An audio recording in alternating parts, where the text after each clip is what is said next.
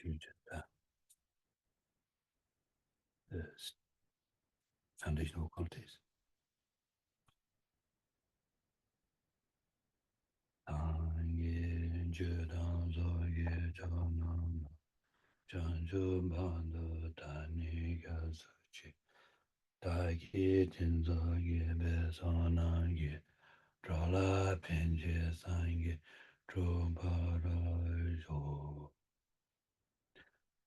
I take refuge until I'm enlightened in the Buddha of the Supreme Assembly. By my merits of generosity and so forth, may I become a Buddha to benefit transmigratory beings. I take refuge until I'm enlightened to the Buddha, the Dharma, and the Supreme Assembly. By my merits of generosity and so forth, may I become a Buddha to benefit transmigratory beings.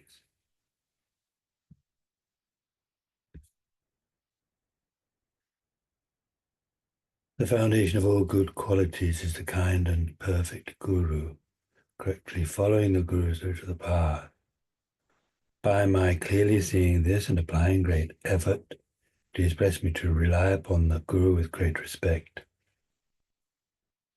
When I have discovered that the precious freedom of this rebirth is found only once, it is extremely difficult to find a king, and is greatly meaningful, please bless me to unceasingly generate the mind, taking its essence day and night. This body and life are changing like a water bubble. Remember how quickly they perish and death comes. After death, just like a shadow follows the body, the results of black and white karma follow. When I have found definite conviction in this, please bless me always to be conscientious in abandoning even the slightest collection of shortcomings and in accomplishing all virtuous deeds.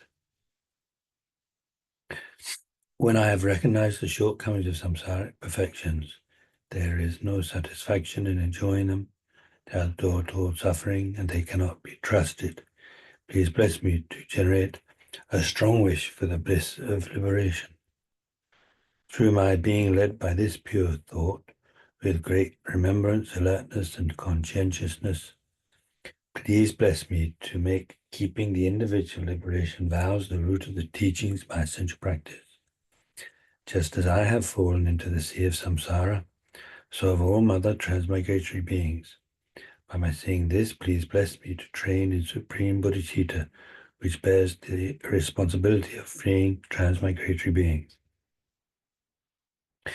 Even if I develop only bodhicitta, without familiarizing myself with the three types of morality, I cannot achieve enlightenment. By my saying this well, please bless me to keep the vows of the sons of the victorious ones with fervent effort. By having pacified distractions to wrong objects and correctly analyzed the meaning of reality, please bless me to quickly generate within my mind stream the unified path of calm abiding and special insight. When I have become a suitable vessel by training in the common path, please bless me to immediately enter the holy gateway of the fortunate beings, the supreme of all vehicles, the Vajrayana. At that time, the basis of accomplishing the two attainments is keeping my vows and samaya purely. When I have gained effortless conviction in this, please bless me to protect them even at the cost of my life. Then when I've realized exactly the vital points of the two stages, the essence of the tantric sects, and am enjoying the yoga of 4 sessions with effort, without being distracted by non-meditation objects, please bless me to accomplish these according to the teachings of the holy beings. Thus may the virtuous friends who reveal the noble path and the spiritual practitioners who correctly accomplish it have long lives. Please bless me to pacify completely the collections of outer and inner obstacles. In all my lives, never separated from perfect gurus, may I enjoy the magnificent Dharma, and by completing the qualities of the grounds and paths, may I quickly attain the state of Vajradhara.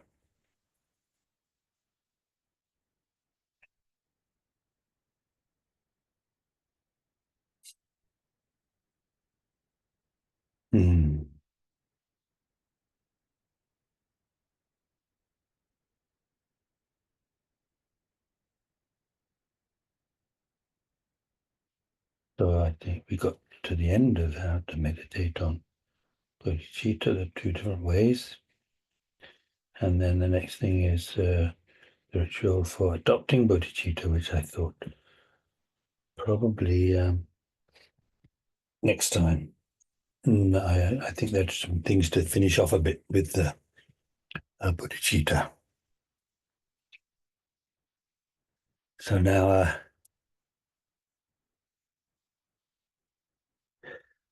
I don't know what you think about these different lists. We do get these lists, don't we? And I suppose would be some people who don't like that, but actually it's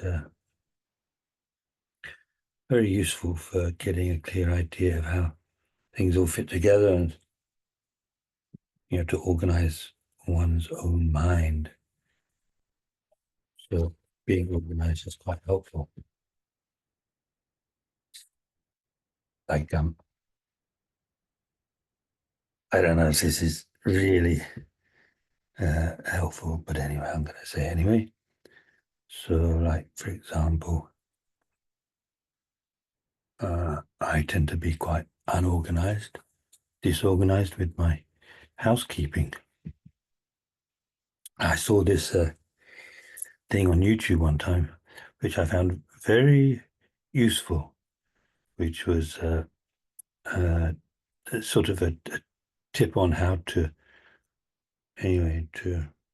well, it involved dividing your where you live, your house or your apartment or whatever, into 5 parts. You spend 5 minutes on each part, which means a total of 25 minutes. That's each day. So I was able to do that for a bit, but then started sort of like doing bits during the day. But it was very helpful to divide the place up into that, and just spend 5 minutes on it instead of like you know just keep doing one thing to spotless, and then you've got no time for everything else. It was very useful. Apparently, it was like she described it as being like how you can get the place looking good for when your mother-in-law is coming around.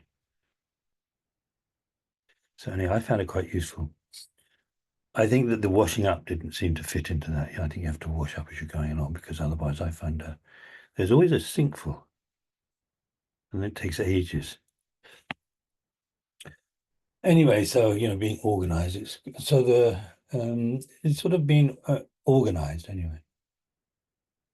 Or way of organizing your mind, organize your practice, organizing your understanding of how to meditate and what to meditate, what comes first, what's the first thing. You can imagine somebody talking about Bodhichitta, then, well, so how are you meditate on that? What's the first thing I have to do? So that's why, there's the first thing to do. Then once you've done that, then there's this thing to do, and so on. Anyway, so we had the 7 cause and effect instruction,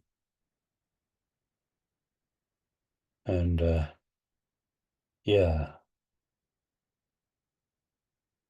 So I was looking a little bit at a book which actually, when I was new to Buddhism, it was available even then. There weren't many books available, but this one was available. It's called The Wish Fulfilling Golden Sun. Actually, that's its short name. I think it's something like The Wish Fulfilling Golden Sun of the Mahayana Thought Training, and it's by Lama Zopa Rinpoche. And so he wrote this book, and it was sort of printed and bound, and some people got copies, but I don't think you can get a copy anymore. I don't think so. So it was never really made into a book, a proper book.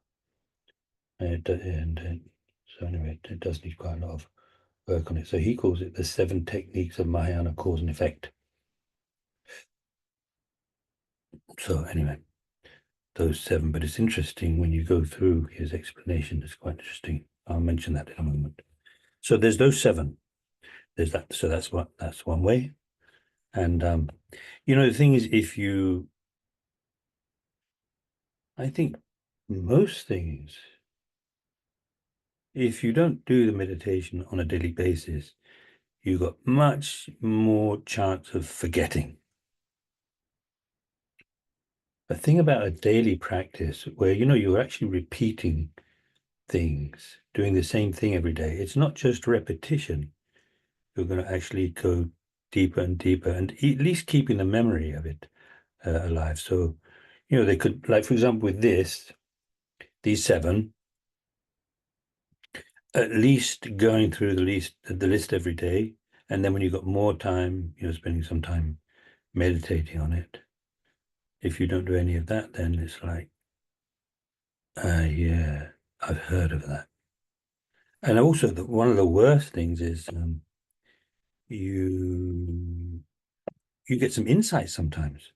See, during your meditation, you see something, but then you don't have if you don't have a regular daily practice where you review things, you end up forgetting. And you sort of remember, sometimes you might remember, oh yeah, I understood something about that one time, but now I can't remember what it was I understood. It's very sad, actually, when that happens. I know from experience that does happen. So it's good to have a daily practice. And for that reason, it's good to have a, kind of like a practice book or got here. I mean, of course, the Tibetans have got their text like this. Let me get one down. A rain of blessings. Yeah, so everything fell off the shelf. Anyway, you probably have seen these texts, like this one. This is actually, interestingly, this is a mind training text by coincidence. So like that, right? So the Tibetan, especially, I mean, lay people as well, but mainly, like the lamas and the geshis, they have a whole stack of practices they have to go through every day. Like, so maybe this would be nothing. This might be one of them. Anyway, but of course, you don't have to have it in that form. It's quite handy to be in that form, but like in a book. I mean, in a book, and where you write down things that I think actually good to have to choose a Lamrim text that is you could reasonably expect to be able to read in one day if you wanted to. I mean, not necessarily taking the whole day, but like, for example, the longest one I can think of that would be you could imagine doing on a daily basis would be the what's it called, the Song of Experience, Lama Tsongkhapa's Song of Experience, or this one that we do at the beginning of the class, the foundational good qualities, which has got all of the main meditations in it. It's sort of, summarized version of the all of the stages of the path, but kind of missing some of the introductory stuff. So that's really good. And then, so that would be the main thing. And then, you start putting notes in the margin to remind you of things, to remind you of what certain things mean. So because as you're going through it, unless you just recite it without thinking ever, you start reading it, it's like questions come up, questions start coming up. So then you have to think about those, try to find out by thinking about it, then sometimes by studying a bit more, sometimes by asking questions and so on. So that kind of thing. It's really very useful, I think, anyway, to have to go through, to have a daily practice. Anyway, in short, to have a daily practice, especially knowing the Georgia, the preparatory practices, which includes. So these are things we actually went through. I don't know how long ago when it was we started doing this, but anyway, like cleaning the room, and then certain things that you would do every day, certain things you don't have to do every day. You don't have to put up the images every day. Just leave them there. But cleaning the room and putting out offering and stuff like that, and sitting down to meditate. Of course, you don't have to sit down to meditate. You can go for a walk and meditate. You can sit in a chair, sit on the floor, whatever. But it's good to be in a situation where you're going to be able to think a bit and not be interrupted. Anyway, So if you're doing these, if you think about these 7 at least, before the 7, there's the equanimity, then recognizing or sending beings as one's mother, thinking of the kindness, repaying the kindness, heartwarming love, then great compassion, uh, the special intention, exceptional resolve, special intention here, same thing. And then Bodhichitta, right? So those 7, at least, reading them. And then when you've got time, thinking about them. Of course, good to meditate on them every day. And the way you might do it is, because there's 7, right? 7 causes, 7 cause and effect things. So you do one each day, focus on one each day. Anyway, that kind of thing, that's something that's we can work out for ourselves, really. But there's that kind of possibility. But then there's also the exchanging self and others, equalizing, exchanging self and others, right? So that's that 5. So anyway, if you've got the time, then one day might be the 7 cause and effect instruction. One day the equalizing, exchanging self and others. So that's got 5. That's 5 things, right? So what's that? Equalizing self and others. Thinking in many ways about the drawbacks of self-cherishing, thinking in many ways of the benefits of cherishing others, then exchanging self and others, and then the taking, giving, donglen.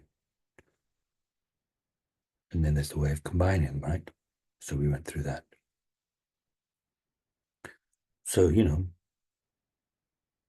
Monday is the 7 cause and effect instruction. Tuesday is the equalizing, exchanging self and others. Wednesday is the way of combining those into 11 steps. That is all very, very useful. Really amazing. And in fact, so one thing, there's a few things in connection with this. One thing is, like, I don't know, I found this one day. According to the printout, I must have found it on the FPMT site. There's a teaching from Venerable. I think I might have mentioned that I was going to talk about this at a certain point. And this is another list, but and in fact, it's it would be good to go through that, at least, like, on that basis once a week. I find actually once a week is a little bit. Also, you sort of like get close to forgetting, but So this one, anyway. So if you remember, the 5. Okay, so I just mentioned what those were again. So those 5. So he's got a list of 9, and it's interesting. The list of 9 is interesting because do you remember I was talking about how, when you're going through the equalizing stage and self and others, it finishes with Donglen, and I was saying, and I thought this for a long time, it's so strange. It's not complete. It's not complete. What's going on here? I don't think I didn't even think of asking questions. I don't know why. I didn't think of asking questions. And then it's sort of like, gradually occurs to you, well, of course, part of, as I said last week, part of the Donglen meditation is you get to the end, you've done all of the taking and giving, and then, sort of rejoicing in what you've done. And then, so then the meditation finishes and you think, anyway, I'm just repeating myself, but anyway, you think to yourself, so that that was, the meditation was definitely worthwhile, fantastic. I didn't actually take the suffering of sentient beings. I didn't actually give them all my happiness and lead them all to enlightenment. So, as I am, I can't do that. But as if I were, an enlightened being. In fact, usually, traditionally, they say so. Who does have that ability? So we're encouraged to think along those lines. I mean, of course, an enlightened being. But anyway, so even the higher level bodhisattvas, if you're here or Sojira, you can't. You don't have that ability. You can help some, but it's limited. Even the high-level bodhisattvas, they seem so amazing to us, but even they don't have the same abilities, the full ability and knowledge and so on, and clarity as an enlightened being. So it's only as an enlightened being that I can really help those sentient beings, free them from suffering, lead them to happiness. And so that's what I'm going to do. I'm going to achieve enlightenment. So it is complete.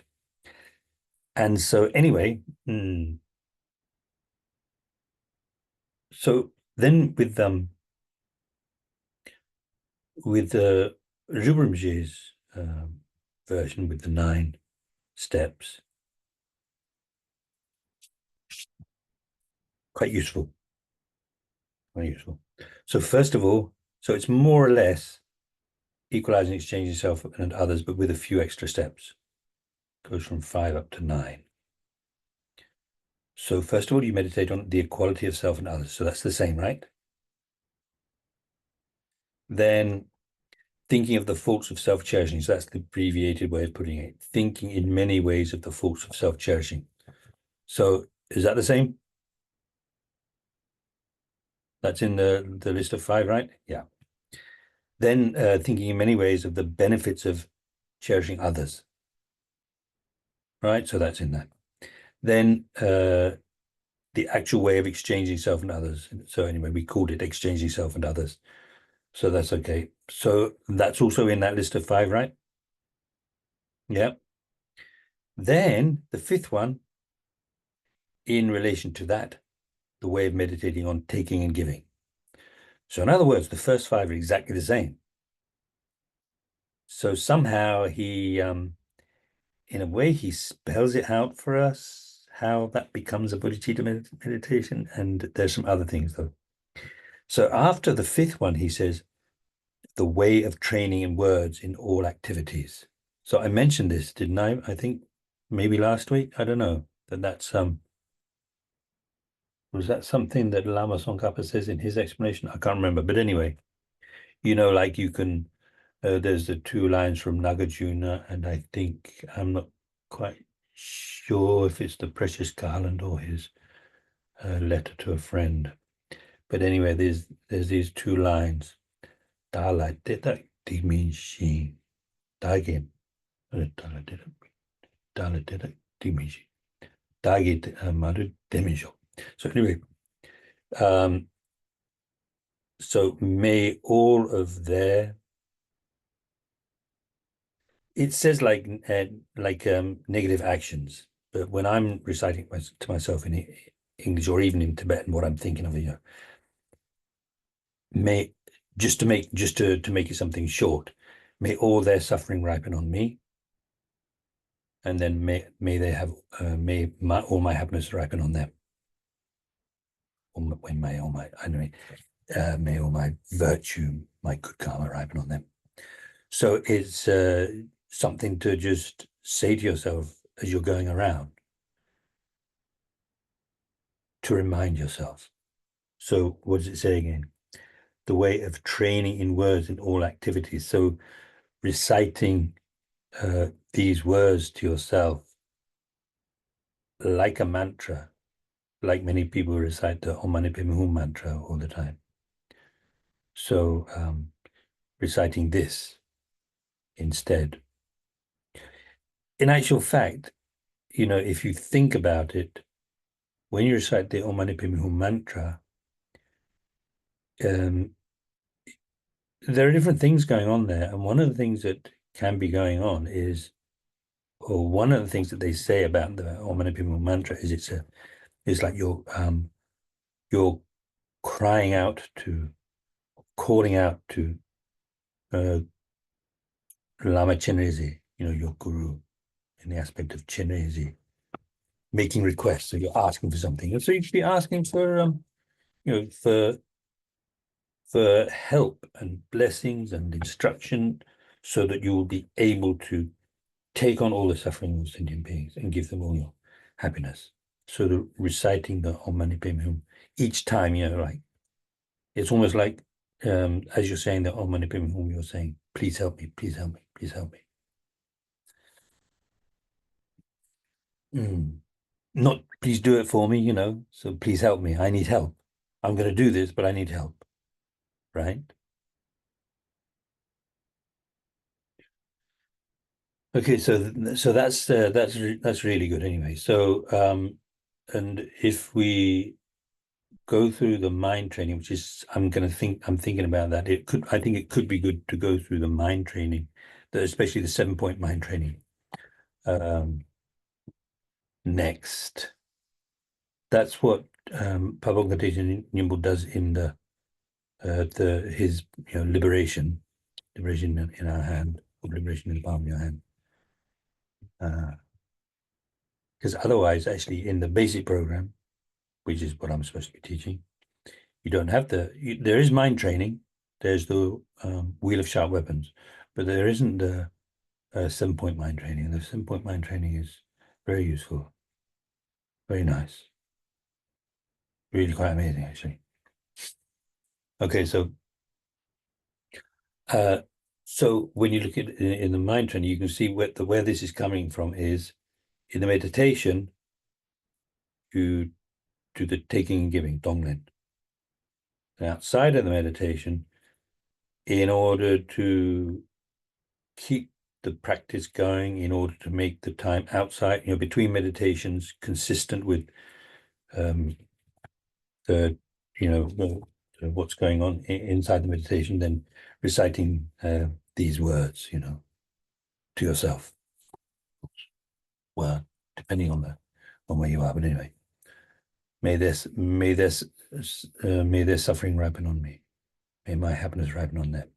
Or it could be just, may their suffering ripen on me. That kind of makes sense. May I have their suffering. May their suffering ripen on me. In the verse, it mentions ripening. So we talk about karma ripening, right? So their negative karma, instead of it ripening on them, may it ripen on me. That's the meditation.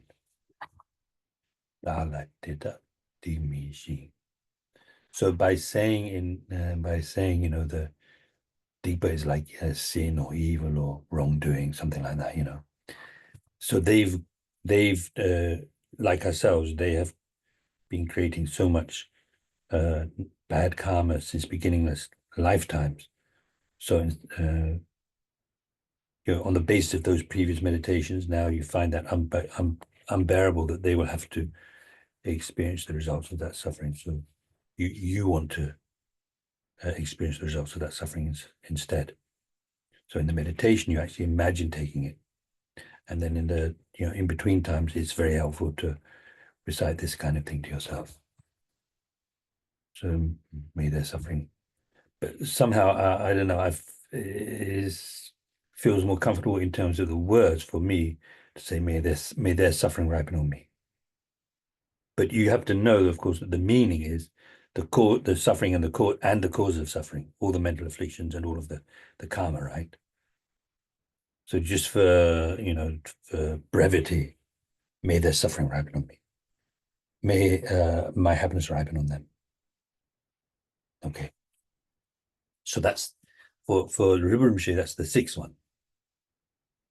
And then his 7th one is how to mount those two on the breath. So through meditating on it during the session and then keeping it alive between sessions, then you can become familiar enough with it so that you are actually sort of quite comfortable to the expression they use is mount it on the breath, and that's what he says here, mounting the two on the breath.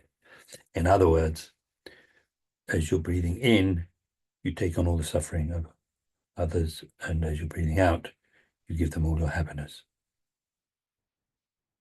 And to do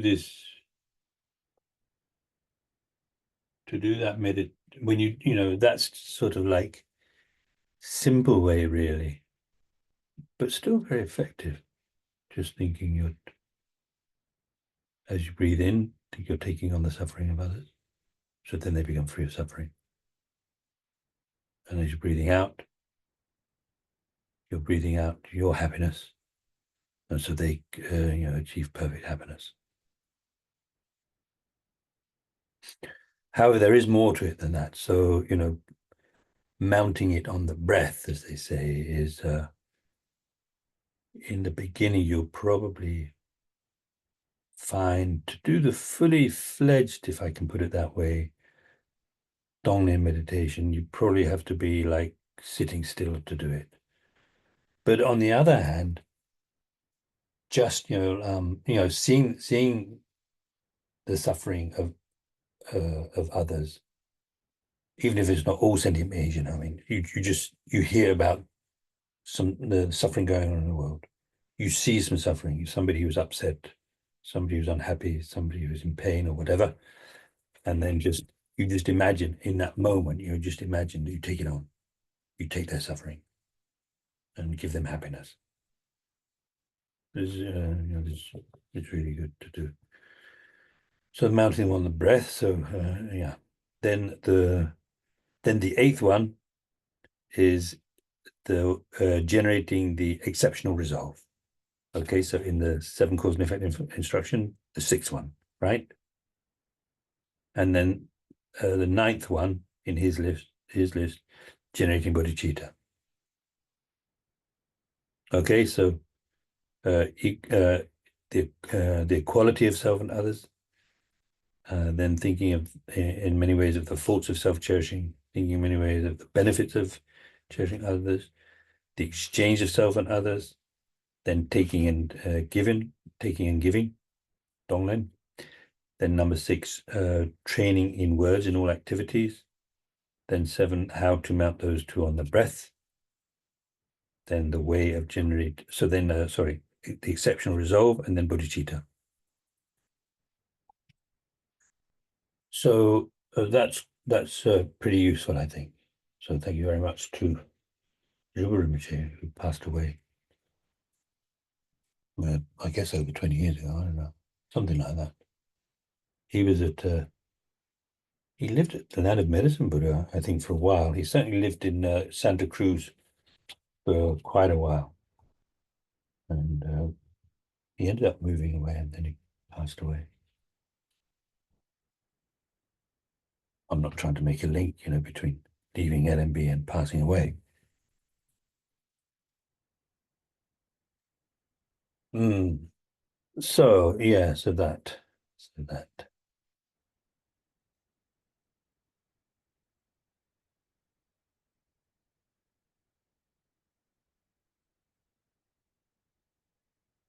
So then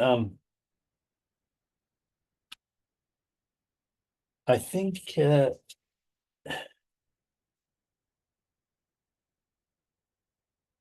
there are. I've lost this thing. Where is it? I'm afraid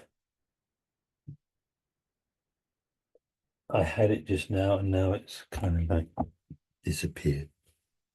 So that's how organized I am. Anyway, it's okay. Oh, yeah. So something that so I want to talk a bit more about taking and giving. I hope we'll do a bit of. I think we can sort of meditate as we're going along. So yeah.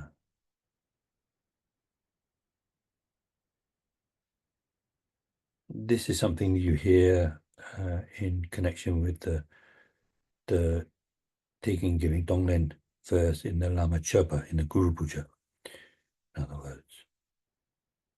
So the explanation is in the context of that verse and repeating that verse 3 times.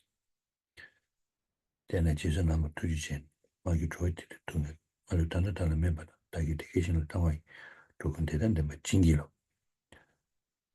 So it's a verse where you, in fact, maybe it's good for me to tell you which verse it is in case you have the text. But here it is.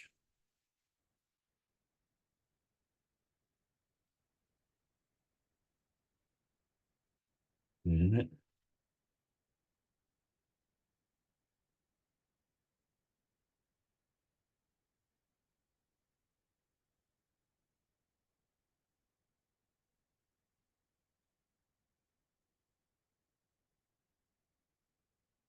There's me thinking I knew. Ja, da draw it, you can do so that 18 I must be. Ah, that's from in.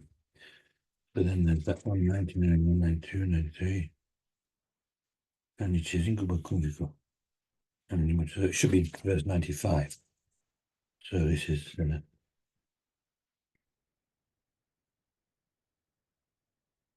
okay, yeah.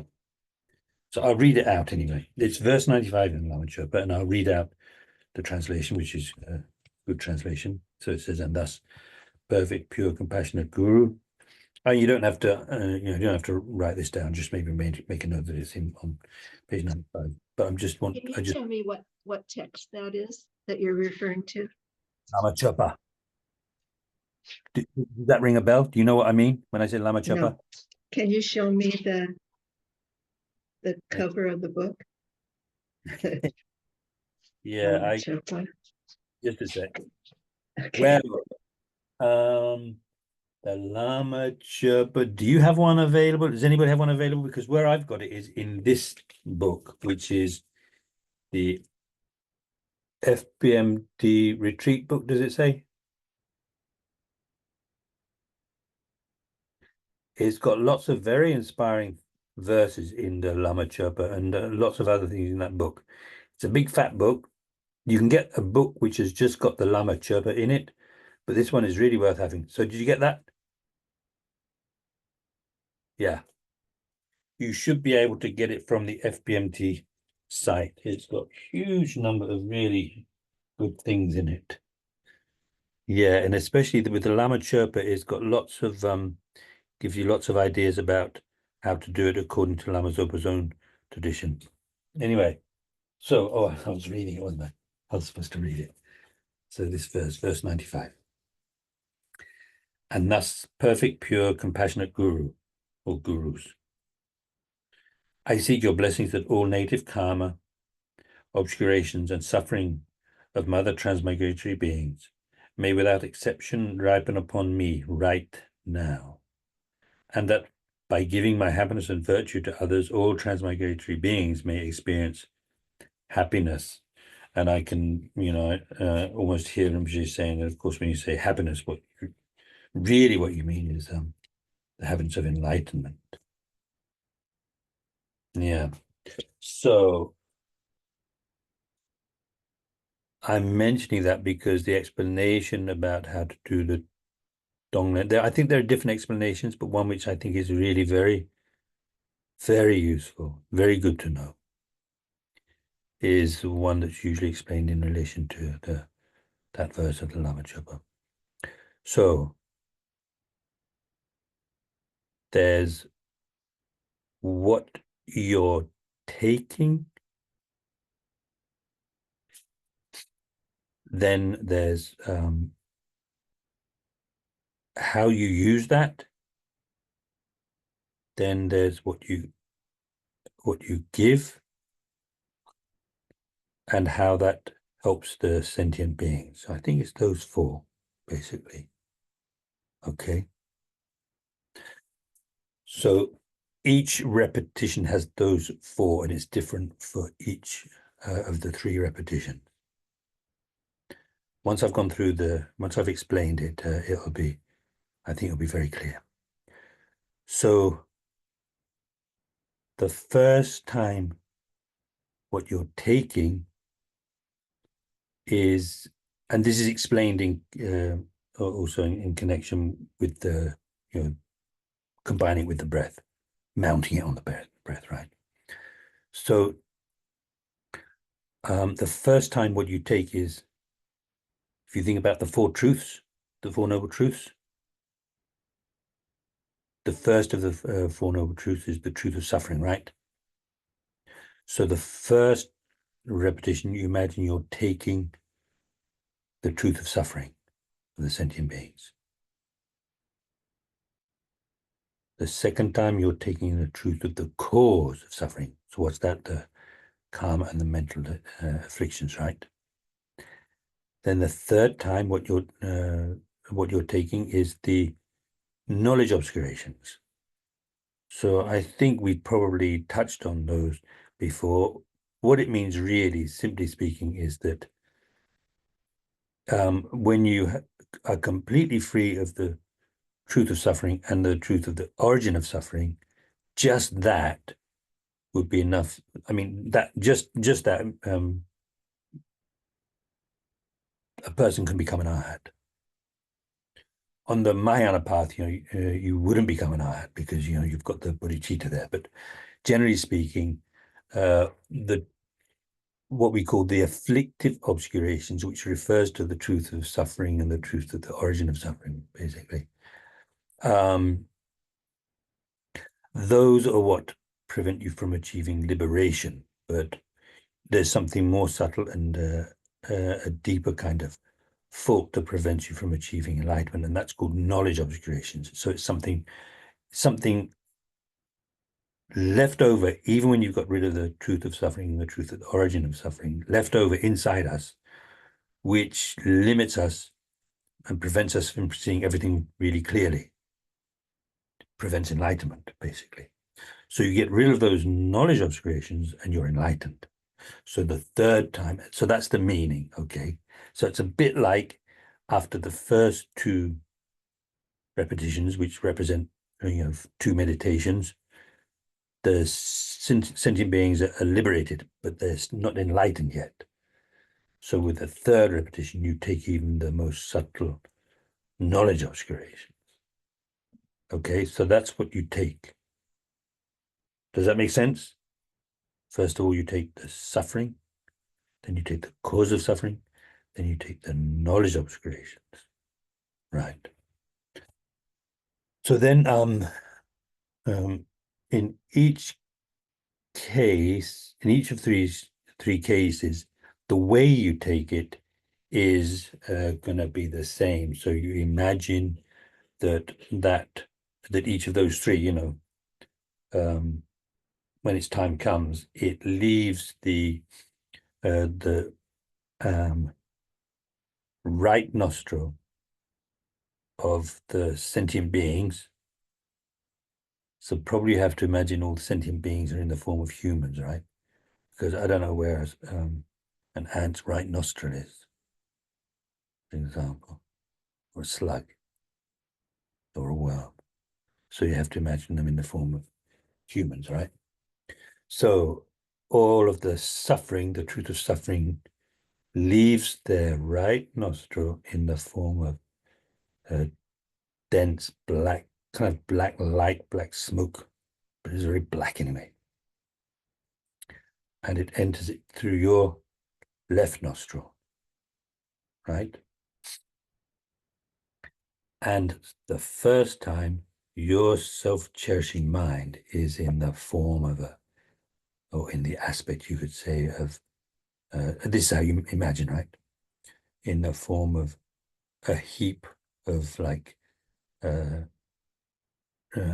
mound, a heap of black dust. And when the suffering of the sentient beings comes into your left nostril, then it kind of like it acts like a really powerful jet of water that completely obliterates this pile of dust and is gone completely. So that means your self-cherishing mind is completely gone, right? So that's how. Then in the second time, it's still gonna, the truth of, now it's the truth of the origin, right? Now it leaves their right nostril in the same form. Then it goes into your left nostril. And this time, the self-cherishing mind is like a lump of really hard black, is a kind of like hard black mass, really hard at your heart. Each time it's at your heart, right? So your self-cherishing mind at your heart. That mind which has been destroying your happiness since beginningless time, and also destroying the happiness of others, which prevented you from really getting anything so far gets completely destroyed, just like so I mean it's a bit like an atom bomb, but anyway, they usually say it's like uh, bolts of lightning, so that the truth of the origin of suffering of the sentient beings, so their karma and their mental afflictions, in the form of that black light. Now it strikes down on that hard, self-cherishing mind, like lightning striking, like bolts of lightning and thunder smashing down on it. So it's completely destroyed. So this time again, that self-cherishing mind is completely destroyed.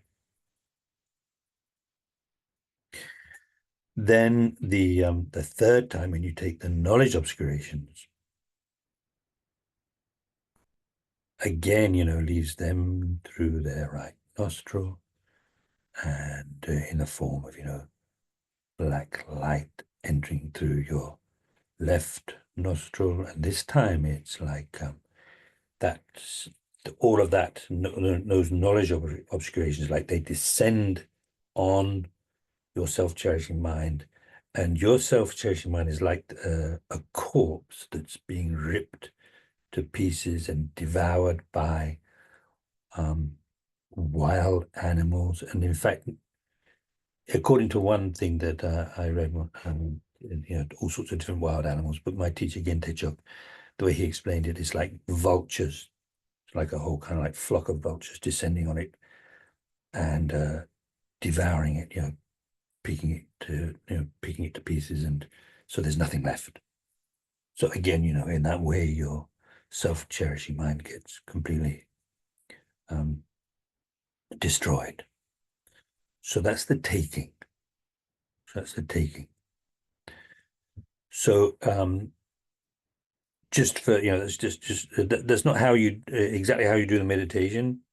It's just a simple way of explaining it, because once you've taken the truth of suffering and sentient beings, the first time, and the second time the truth of the origin, and the third time the knowledge obscurations, there's what you're going to be giving.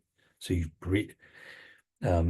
taken in, and so when you're doing this meditation in the beginning, it would be difficult to have it all going on, like breathing in, breathing out, just like your normal breath. But you can imagine, you're breathing it in. But the main thing is, to begin with, you're imagining that it's leaving them from their right nostril in through your left nostril, and doing it, that work as I described. So anyway, so you've taken in the truth of the suffering, and you destroyed your self-cherishing mind, and the sentient beings are completely free of suffering. Now, what you're going to give, the first time, what you're giving with the first repetition, or the first, cycle of the meditation, you're giving your body. Second time, you're giving your possessions. And then the third time, you're giving all of your merits and virtue of the past, present, and future. Not just the past, not just the present, but even the ones which haven't happened yet, you imagine giving.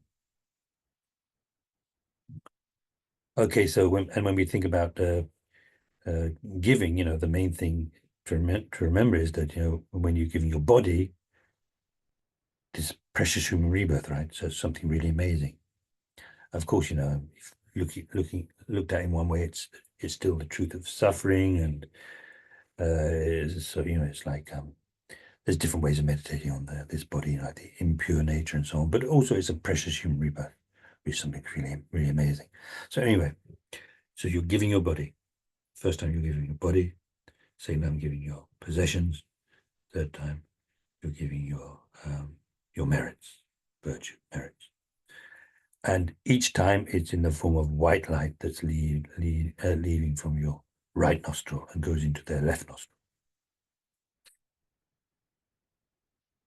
There are different ways of doing this meditation, but this is one, and which I find personally, very, very useful. I mean, like, for example, sometimes for the giving, they talk about you imagine your body transforms into a wish-fulfilling gem, which is, that's okay, but I mean, you know, I shouldn't say, okay, that's fantastic, but anyway, there's that way of doing it. But the main thing is that you're giving and everything works out well for the sentient being. So when you give your body, you're still giving in the form of white light. And when it enters into the, so, you know, from your right nostril, and when it enters into the left nostril, then they get a similar, you know, like precision rebirth with all, you know, anyway, all of those attributes, all those qualities, right? So now having a precision rebirth isn't enough, is it? We need to have all of the right conditions. You can have precision rebirth and, you know, abject poverty and so on, and living in a war zone or something. I don't know, but anyway, you could not having all the quality, all of the conditions you need. So you have to spend all your time just thinking about how you're sort of going to survive and so forth. So anyway, so now then with the second time, you know, you're giving your resources, your possessions. So again, you know, in full white light through your right nostril into their left nostril, and now the sentient beings have everything they need to practice. And that's the second one. Now then, the third time, when you give, what you're giving is your merits, and so you again in the form of white light from your right nostril into their left nostril, and in this way, then they get all of the realizations of the path, starting from, you know, the correct way of relating to the virtuous friend, or, you know, the guru, precision rebirth, liberation,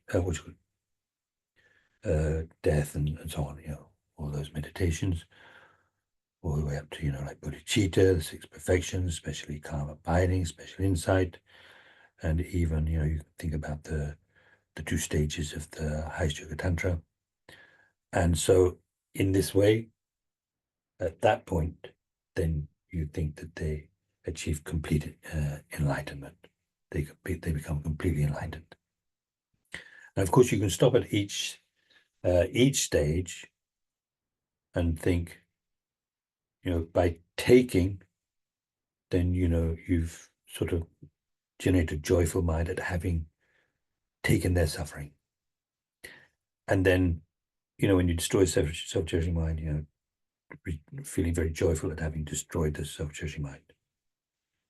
And when you give, then the joy at having given, and the sentient beings, first of all, having, you know, the precious human rebirth. So all the sentient beings having a precious human rebirth, having all of the conditions for practice, and having then, you know, obviously getting the teaching. So this is a little bit of abbreviated, right? But of course, in fact, they would have to get teachings and practice and so on. But anyway, for the meditation, you know, you give them all your merits. Because of having all the merits, then they gradually progress through the path and achieve enlightenment. And again, there, you know, you feel the joy in your mind that they have achieved all that, and that, you know, I did that. I did that, and feel very happy at having been able to repay the kindness, basically, right? So you can do that with as much in as much detail as you want. Now, in the Wish Fulfilling Golden Sun, although some quite big differences in a way, when it explains how to do the Donglen meditation, you know, Rinpoche talks about going through each of the realms. So in the, you know, going through the thinking about the hell realms. So hot hells, cold hells, neighboring hells, and occasional hells, I think, or partial hells. Then you know, the Preta realms, animals, human. Human is going to be animal, and human is going to be the one that you get the most feeling for, I'm sure, because, you know, we know what's going on in the world. The world of animals, the world of humans.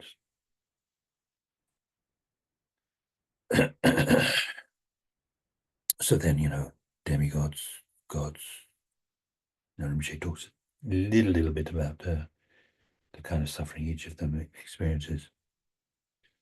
So yeah. So let me think. Yeah, so you can go through that kind of detail. So then he doesn't mention, but I think he would have added, if he'd worked more on this book, then think of all the intermediate state beings, taking, giving. And then, what do you call it? So the Buddhas, Buddha Dharma Sangha, Buddhas, basically Buddhas, there's nothing to take or to give, but there's the obstacles to them being able to do what they're trying to do for the sentient being. So one can take that, and what would be the giving? I don't know. I have to think about that. And then also the gurus. So, taking on all the obstacles, especially, the obstacles in the minds of sentient beings that prevent them, that mean that basically the Buddhas might have short lives or not as long as we need them to be with us and so on. So taking, giving in that way as well.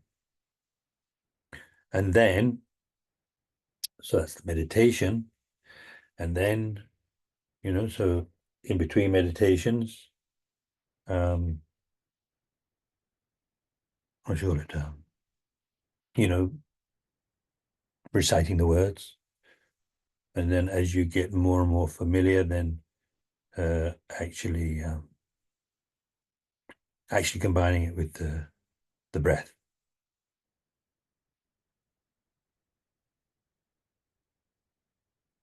So this is really quite pretty amazing. There is some scriptural, well, anyway, particularly sutra basis for this kind of meditation, this kind of practice. So there's the story of the Buddha when he was, obviously he wasn't Buddha at the time, and probably not even a Bodhisattva, but anyway, before all that even, when, I mean, you've probably heard. So he was in a hell realm, and I seem to have seen something more detail recently, but now I can't remember it. I can't remember where. But anyway, generally the way they tell this, um, how this happened is, so he was pulling a cart with some other hell being who was having incredible difficulties in pulling. So the Buddha, who was that hell, the other hell being, he expressed the wish to pull the cart by himself, and there were these kind of like what they call hell guardians or whatever. So saying he's having a hard time. Let me pull it. And so then this hell guardian says something like each of us has to experience the result of our own karma. We can't experience the results of others' karma. And he struck him over the head with his hammer, which killed him. And of course, you might immediate what you call it, reaction might be, oh, that was rather violent. That was rather unfortunate that the Buddha, got killed. But actually, of course, if you're in the hell realm and you get killed, that's a real big bonus. That's a really great thing to happen, because in the hell realms, no matter how bad things get, you still have to stay there until your karma's finished. So in this case, it was that thought and those words that meant that when he was hit, he was killed. And there's the other story. And I think these are the two that you might mainly had. I can't remember if there's another one, but there's the one. Anyway, it's a long story, but basically, short version would be this: the Buddha is, again, I don't know if he was a bodhisattva at the time. I think maybe not a bodhisattva at the time, but living with his mother's father's gone away, and then he wants to follow his father's way of living, way of life, trade kind of thing, to go out on the ocean looking for treasure.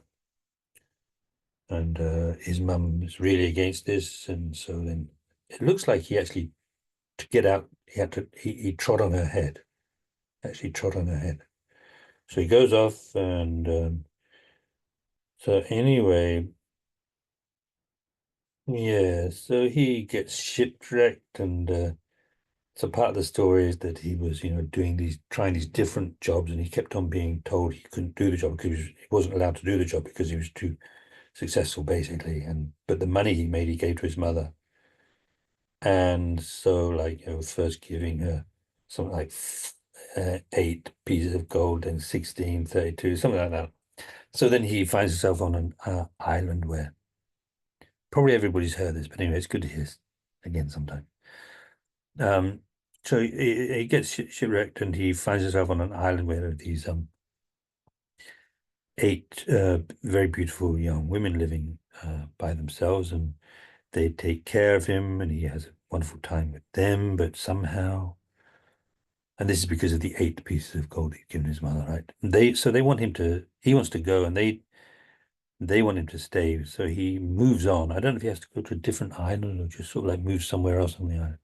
And he comes to this place where there's, he finds there's 16 beautiful young women living together, and they also, he lives with them for a while, but he's not satisfied. He wants to move on. He doesn't want to stay there. He wants to move on, and they try to beg him to stay, but he won't accept. He keeps going on, and the same thing happens with, like next time it's 32. Yeah, 8, 16, 32, yeah, 32. Anyway, so same thing, and he doesn't want to stay, so he moves on, and then he sees this house, and he goes into the house, and he sees there's this man in this chair, and there's another chair. I guess he sits down on the chair. And but anyway, this doesn't always make complete sense. But anyway, the basic idea is that he sees that this man is being tortured by this. So there's a kind of like uh, like those spinning wheels that we use for cutting up wood. Cutting through wood. So there's this blade spinning round, and his brain's going all over the place. And so anyway, so he he he says, he asks, why is this being done to him? So I don't know if somebody told him, or like there's a voice, he hears a voice saying that this is because of steady treading on his mother's head. And then this voice says, the voice kind of just in in space, kind of, that now the one who has been bound will be freed, and the one who is free will be bound. And so he finds himself bound, and he's got this wheel descending gradually. I don't know if it gets as far as cutting into his skull and stuff, but he has this thought that there are so many other sentient beings that there must be many who have done the same thing, and so may I suffer for them, instead of them having to suffer the results of what they've done. May this be enough for them to, so that they don't have to suffer. And with that thought, the wheel went back up, and he was freed. So that's sort of like the sutra source for the teaching on taking and giving, exchange yourself and others, that kind of thing.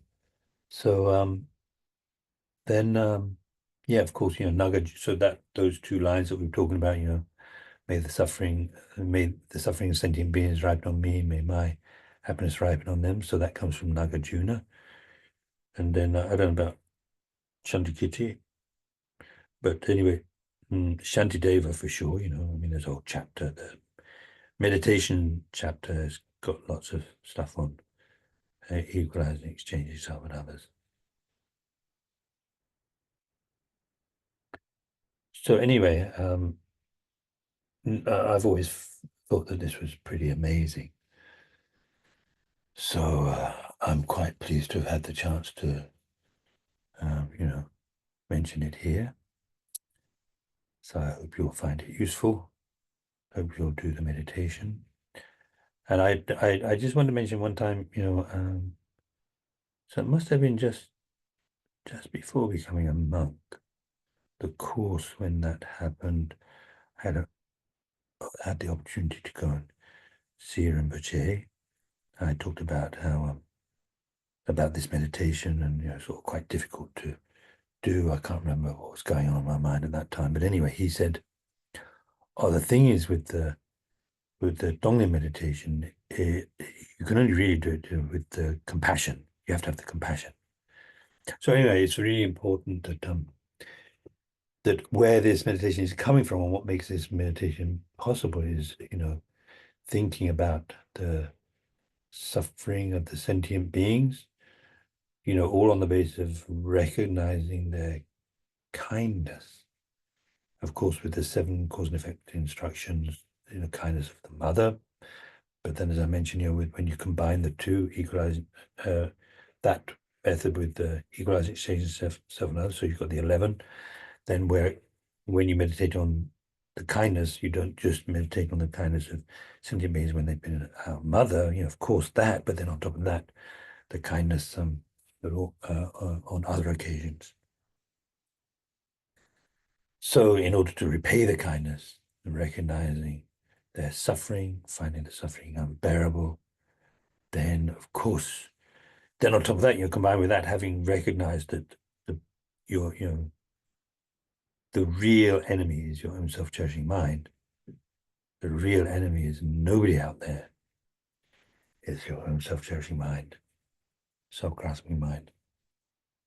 So then, when that's combined, then the Donglen taking givings can make much more sense.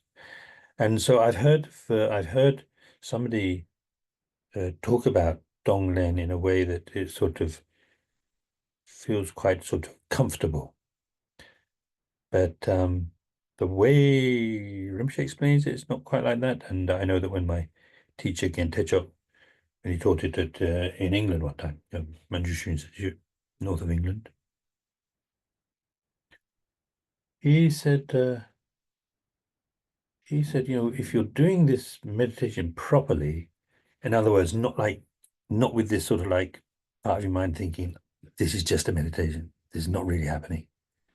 When you do it with real kind of like conviction, then, it'd be quite natural to sort of like break out in a sweat because it's like, what are you doing? You're taking on all the suffering of sentient beings.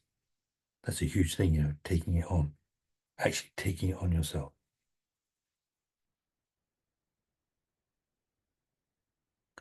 It's not just a game, if you think of it like some kind of game, then it's not going to work so well. But it is useful, and of course, it's important and relevant to recognize, this is a meditation which is going to strengthen your compassion, strengthen your loving kindness, weaken the self-cherishing mind, gradually, undermine it, make it weaker and weaker. So it has these amazing benefits. Okay, so yeah, I think we could stop a few minutes to think about that. A few minutes meditating on that. Then we'll see if there are any questions.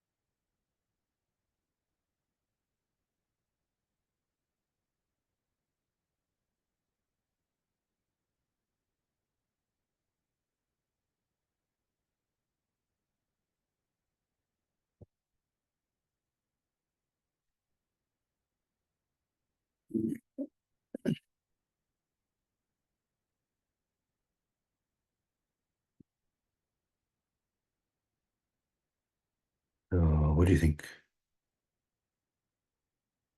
Any questions? Yeah, go ahead, Shanna. You're still okay. Yeah, you're not. Trying to remember. I mean, the first part of it was you're taking the sufferings themselves, like the pain and suffering, and then it was like the karma and afflictions, and then the knowledge obscurations, right? For that. Okay. Now, do you have to like, can you do the Tonglen, or do you have to go through the other things? Because you're automatically going to freak out. Like you're not going to, it feels like it's not like truly authentic sometimes, like because your self-cherishing is so like, you're like, "Ugh," you feel like that anyways. And it almost feels like, okay, well, is that helping? Or I mean, is it going to have any effect if you're still feeling like, if you're still knowing in your mind, like, oh, I'm freaking out because I'm taking the suffering of other people? Is it actually helping? I mean, is it actually weakening the self-cherishing and like helping, or is it just how about it's the self-cherishing mind that's freaking out?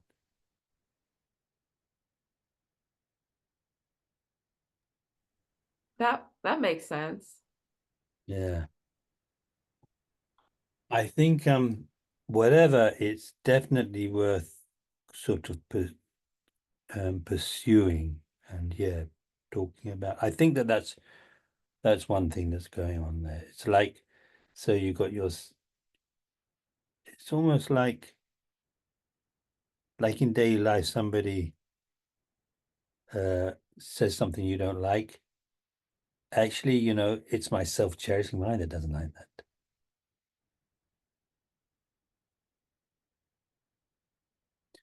If the whole story was like the other cherishing mind cares for others, it wouldn't matter. It's my self-cherishing mind that doesn't like this.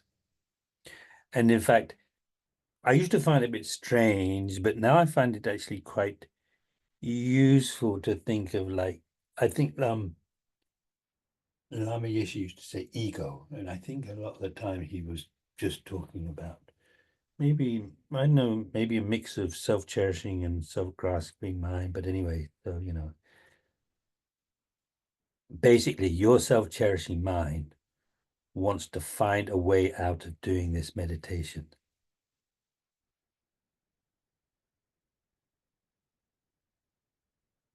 because it's threatening. So that's useful as well, I think. Yeah. So is that what you meant? Yeah. Good. Good.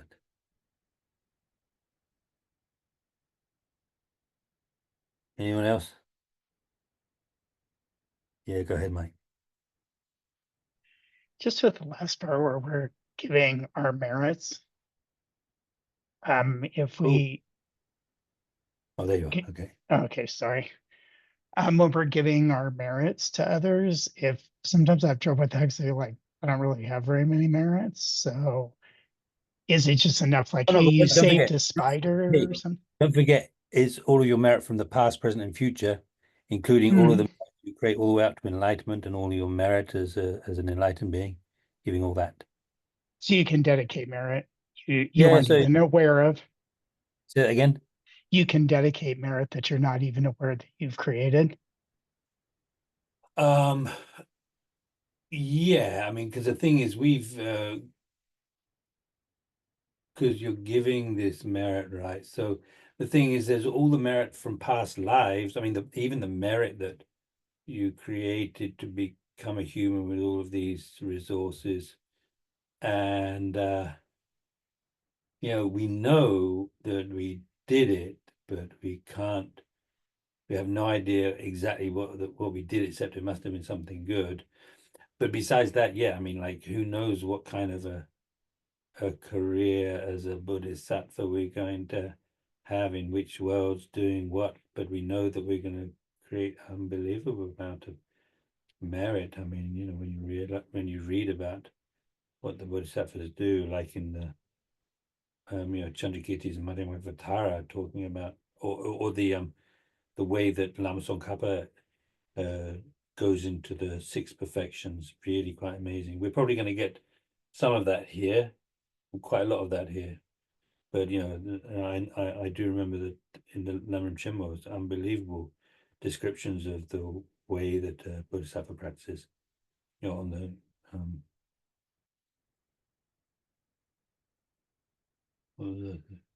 yeah, because he talks about not just how to practice it now, but like how the high level Bodhisattvas practice and so on. It's really quite amazing. So we're going to do that. We're going to do that.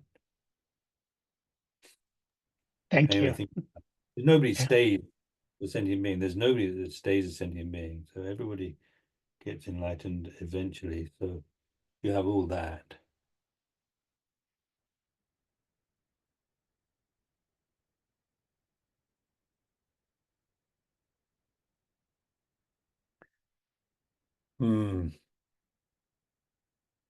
Okay, so maybe a few minutes before dedicating, we can go back to the. I did want. This might be interesting.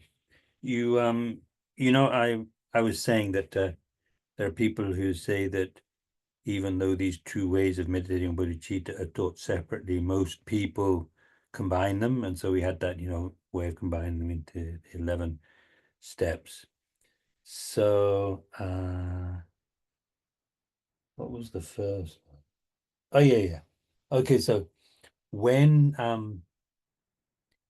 Pabonga Rinpoche starts talking about the equalizing exchange yourself and others, it seems to me quite clear that he obviously thinks that the way to meditate on bodhicitta is combining the two, because I don't know if I can find it. It's probably take too long to find, but anyway, I remember roughly what he says when so the first thing is equalizing self and others, right?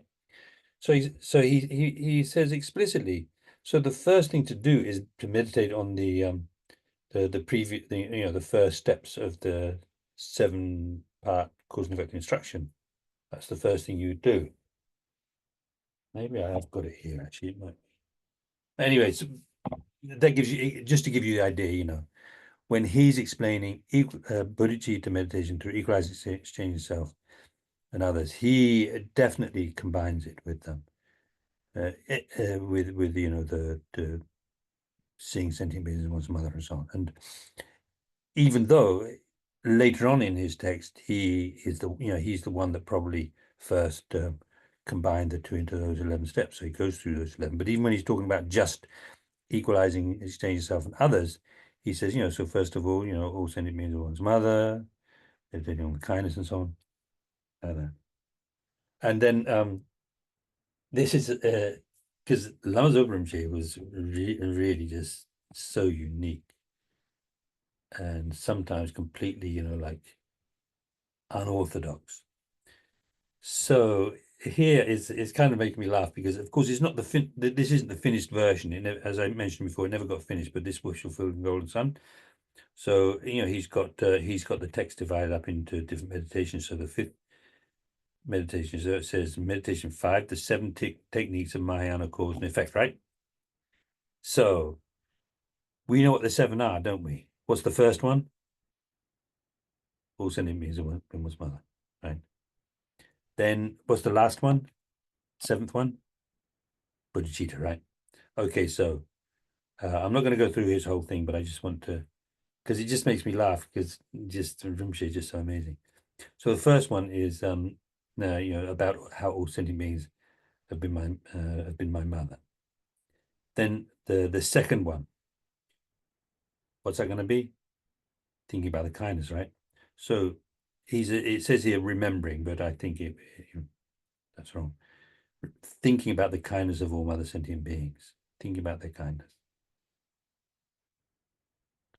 Then number 3, repaying the kindness, right? So that's straightforward. What's amazing about this text is that he's always kind of like explaining sort of outlining a meditation and combine it with dedication prayers, special dedication prayers. So that's the third one, right? Repaying the kindness. What's the fourth one? Heartwarming love, right? No. Equalizing self and others. It's crazy, really. Equalizing self and others. I know. This is how he said the beginning. He says the 7, right? He says the 7, and he's going through the 7. But when he gets to the fourth one, equalizing self and others. Then the eighth one. The eighth one. Oh no, not the eighth one. What am I talking about? Eighth. Why did I say eighth? So the fourth one, equalizing oneself and others, right? According to this. Then the fifth one, I have to go down quite a bit. Then he talks about the shortcomings of the self-cherishing mind. Then the sixth one, the benefits of cherishing others. Seventh one, taking and giving. Just one meditation, taking and giving. Then the next one is a long meditation on the long meditation on taking and giving. And what kind of like, because everybody I've heard this meditation from, it's always in through the left, out through the right, in through the left, out through the right. But he explains it the other way around. So I heard somebody, explaining this meditation the other way around, and I thought to myself, that's wrong. But it looks like they got it from Lama Zopa Rinpoche. I can't see it really makes much difference, but once you're in the habit, it's kind of like weird. You can't take it in through your right nostril and out through the left one. What's going on? Anyway, long, detailed meditation on taking and giving in the body, which is going on forever. Then Bodhichitta itself. So anyway, Lama Zopa Rinpoche was, just, well, I mean, at least, like His Holiness said, completely immersed in Bodhichitta. And very clearly, when you listen to him teaching, he was like always speaking from experience, his own experience. In other words, he did the meditations. He got the experience, and then he taught from experience. He didn't go to he did some, like of the monastic training, but he didn't go to Sarah and become a geshe. But yeah, I can't remember exactly what it was, but it was one time. It was just something that the abbot of Kopan said to me, who was a really great scholar. And he said of something that Rinpoche had said that was a little bit unorthodox. He says, it's just Rinpoche is talking from his own deep experience, which is different from sometimes you're just seeing things differently. I don't know if that makes sense, but anyway, so it's actually now I went on longer than I meant to, but anyway, that's okay. So I hope everybody is okay to do the dedication, full dedication, and so yeah, that's the end of this set of 5 classes, and so then next Friday I'm coming back to the States, and then there's a retreat, and then there's a few days, and then there's the Young Rinpoche retreat at LMB in person and online, and then December, January, February holiday. Not really holiday though, actually. But yeah, so we won't be having these classes. So I guess starting back probably then in March. So anyway, be good, and let's dedicate. May the precious Supreme Bodhichitta not yet born arise, may that arise, that have risen not decline, but increase more and more. Due to all the past, present, and future merits collected by me, and all the merits of the 3 times collected by numberless Buddhas and numberless sentient beings, may Bodhichitta be generated in the hearts of all the sentient beings of the 6 realms, and especially in the hearts of everybody in this world, including all the students, benefactors, and volunteers in the FBMT organization in general, and especially, Land of Medicine Buddha, everybody connected with the Land of Medicine Buddha. May it be generated in the hearts of all those who rely upon me, all those for whom I have promised to pray, and all those whose names have been given to me, may be generated in my heart and in the hearts of all my family members, those who are living and those who have deceased. May the bodhicitta that has already been generated increase. Incomparably kind and supreme Tenzin Gyatso, the wish-granting, wish-fulfilling jewel, source of every single benefit and happiness in this world, may you have a long life and all your holy wishes be spontaneously fulfilled. I fully dedicate all these virtues to be able to train just like the hero Manjushri, who knows reality, and just like Samantabhadra as well. I fully dedicate all my roots of virtue with the dedication praises the best by all the gone beyond victorious ones of the 3 times in order to have good conduct. Due to this virtue, may I quickly become a Guru Buddha and lead all transmigratory beings without exception to that state.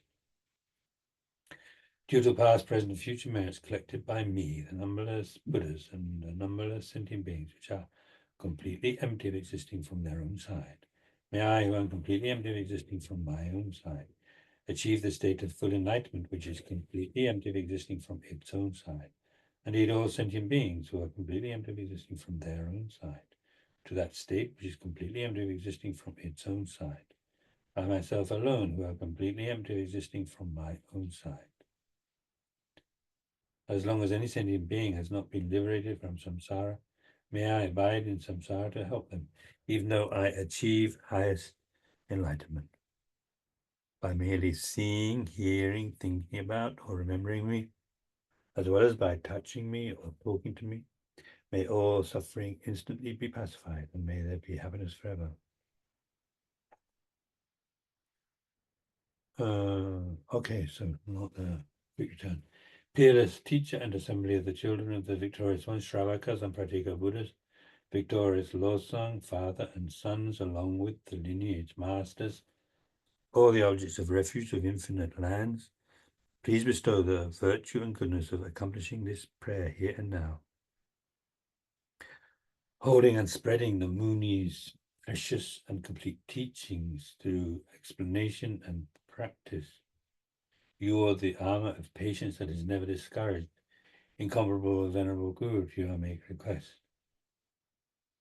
While striving single-pointedly for the sake of the victorious one's teachings, the sole gateway through which all benefit and happiness emerge, and for mother living beings, you suddenly depart to peace. What a great loss. Nevertheless, through the undeceiving truth of the blessings of the ocean of the 3 jewels and the great waves of Bodhichitta of the children of the victorious one, may the smile of reincarnation swiftly beam in glory for fortunate disciples. That's it. Okay. So again, as usual, thank you so much. And please take care and look forward to getting back together again next year. See you.